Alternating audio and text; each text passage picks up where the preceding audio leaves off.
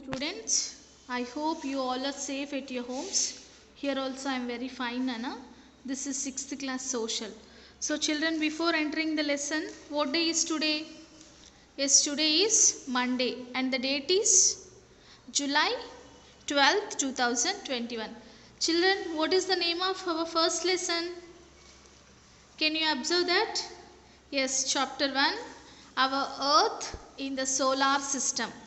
See Nana, our earth in the solar system. This is our lesson.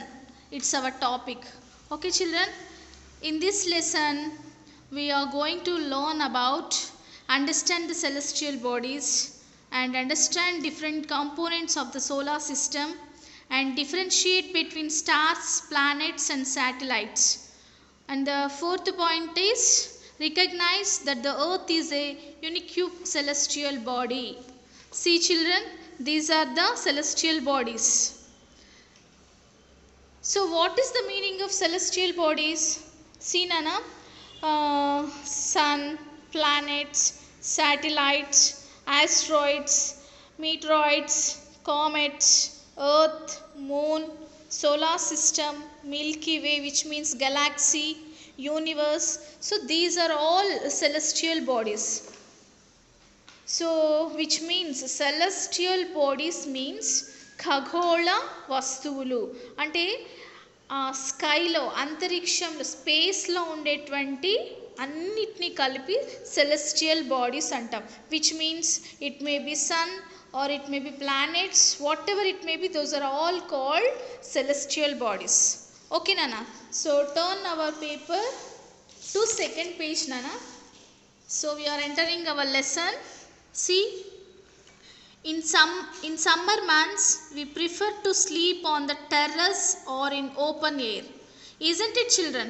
So when we are getting the sweat, so at the in which month we are getting sweat more?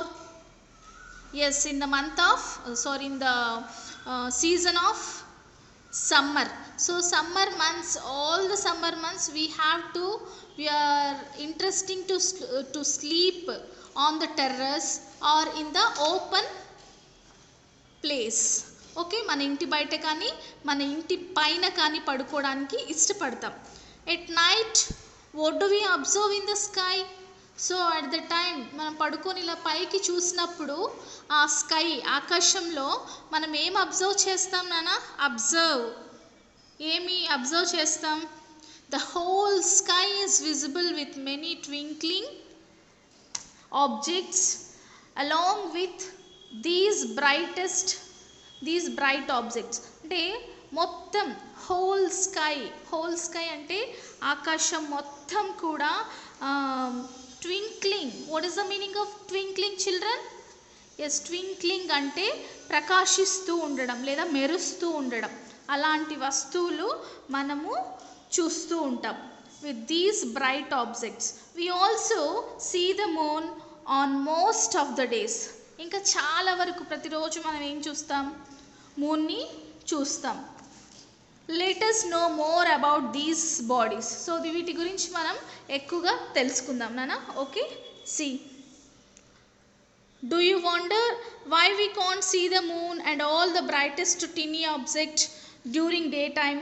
మీకు తెలుసా, day టైంలో మన మూన్ని కానీ మిగిలినటువంటి bright tiny objects, bright అంటే ప్రకాశవంతంగా ఉన్నటువంటి, tiny అంటే చిన్న చిన్న objects. What are the tiny objects Nana? Yes, I'll tell you upcoming lines Nana. So night time లో మనం చూస్తాం, డే టైంలో ఎందుకు చూడలేము? It is because the very bright light of the sun does not allow us to see all these bright objects of the night sky. అంటే day టైంలో ఎలా ఉంటుంది నాన్న? సన్ యొక్క లైటింగ్ అనేది ఎక్కువగా పడుతూ ఉండడం వల్ల ఆ సన్ లైట్ అనేది it doesn't allow to observe those brightest things. అంటే సూర్యుడి నుంచి వచ్చేటువంటి ఆ లైట్ అనేది మనల్ని అలో చేయదన్నమాట, చూడడానికి మనం చేత అవ్వదు, అంత ఎక్కువ లైటింగ్ అనేది ఆ సన్కి ఉంటుందన్నమాట. అందుకోసం మనం ఏం చేస్తాం, డే టైం అంటే డే టైంలో కూడా స్టార్స్ మూన్ అన్నీ కనిపిస్తాయి, కానీ సన్లైట్ వల్ల అవి మనకి ఎక్కువగా చూడలేం. సో నైట్ టైం అయ్యేసరికి ఏమవుతుంది, క్లియర్గా కనిపిస్తుంది. So at the night time there is no sun. That's what we are observing, that the sun, the moon and all those objects shining in the night sky and other bodies like earth etc. are called the celestial bodies. So sun, moon and all those objects ivanni kuda inka shining in the night sky and other bodies అంటే రాత్రుల పూట ప్రకాశిస్తున్నటువంటి stars, తర్వాత sun, next moon, next earth, ఇలాంటివి అన్నిటినీ కలిపి ఏమంటాం నాన్న, celestial bodies. What it's pronunciation, celestial bodies. Okay children, next some celestial bodies are very big and hot. అయితే కొన్ని ఈ సెలెస్టియల్ బాడీస్లో కొన్ని ఎలా ఉంటాయి, it's very big or it's maybe hot. They are made up of gases. అవి వేటితో తయారై ఉంటాయి, గ్యాస్ తోటి తయారై ఉంటుందన్నమాట. Next they have their own heat and light which they emit in large amounts. So they have their own heat, అవి సొంతంగా heat కానీ లైట్ని కానీ వాటి ఓన్గా ఉంటాయి. Which they emit. What is the meaning of emit? Emit అంటే